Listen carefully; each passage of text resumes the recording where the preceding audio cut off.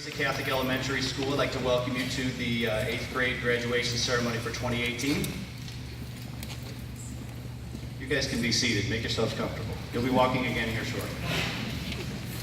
My name is Brian James, and I am a fellow parent and volunteer.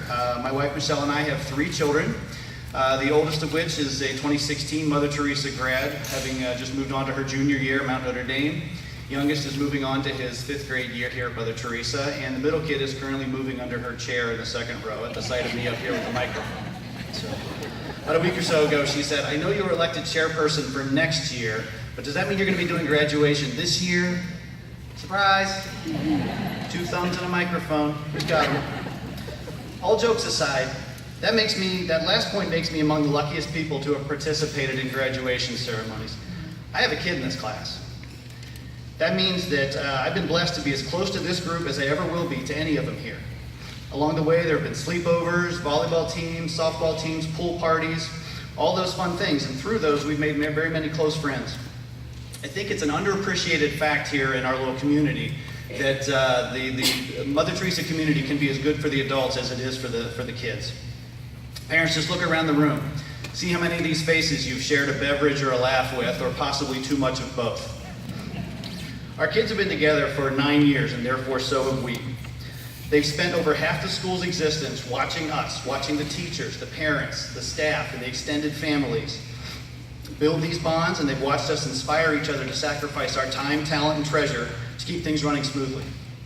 For myself, it was Mark Keller who made me realize that I had more to give when he asked me to consider joining the board about 5 or 6 years ago, although I hadn't done much prior to that. But whatever happens next year, we all know whose fault ultimately that it really was. Blame Mark. I'm far from the only one with a story like that, as there's many who came before, and there are many who will come after, because that's just how we roll here at Mother Teresa. Hopefully these young people will return one day, having instilled the same spirit of volunteerism into their children, as well, into their little future volunteers. That's all blessing enough. Then the planets aligned specifically to allow me to be here tonight, sharing what I've learned about these young people, most of which you already know from having watched them grow as their families, teachers, and friends. But I want to make sure that they know it as well. First, some hard numbers. There's a strong tradition of academic success here at Mother Teresa, and this class was no exception, having earned over $325,000 in scholarship offers from 9 different schools in this area. I think that deserves a round of applause.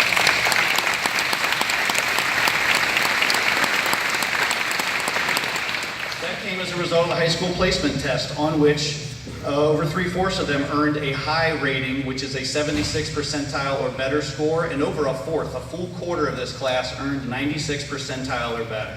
Some pretty tall cotton here. There's some pretty big brains sitting here in the front rows. But as Sister often reminds us, there's more to success than numbers. Earlier today, I was a little worried that while I know a lot of these kids individually, just from my interactions with them over the years, I don't get to be here much during the day, so I can't speak to how they are as a group. So I sent out an email to several of the teachers that I know had worked with them over the years, and thank you all for that little fire drill today. Appreciate that very much. And I asked one question. What is one thing that this class should know has not gone unnoticed about them? And I want to read some of these responses.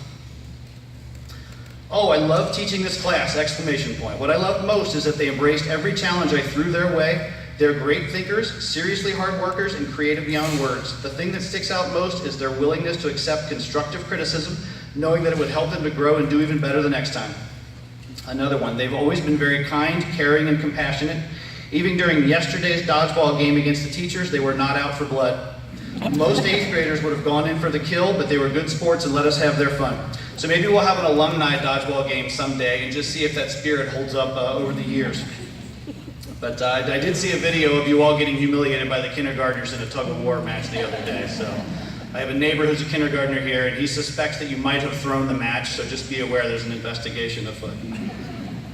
Another quote here. "While we were in D.C., the kids made time to shake the hands of an entire honor flight that was attending the changing of the guard at Arlington Cemetery.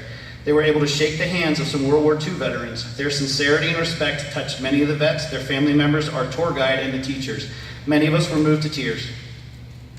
It was amazing how open-minded and caring they were. It would sometimes almost bring me to tears, the thought that went into the songs that they picked, and more importantly, how they related it to our faith in the real world. Even the boys would give heartfelt reflections. Finally, this is a class of genuinely nice people, all caps. They know how to both have fun and work hard. They take their studies seriously and themselves not so seriously, which makes them great fun to teach year after year. That last comment made me think of something I had been hearing all year long, and not just from the kid who lives in my house. It's been frequently noted that classroom discussions sometimes will wander off the general topic at hand and go off topic, away from the subject at hand. But I have news for you graduates. You never could have achieved the results that you did without structure in a classroom. And I've gotten to know your teachers pretty well enough to know that they know their stuff. They know what they're doing out there. And I will tell you, you were never off topic. You earned the right to be treated like adults because you learned to treat each other like adults. Age is nothing but a number. It's your treatment of others that counts, and your class has set the bar pretty high.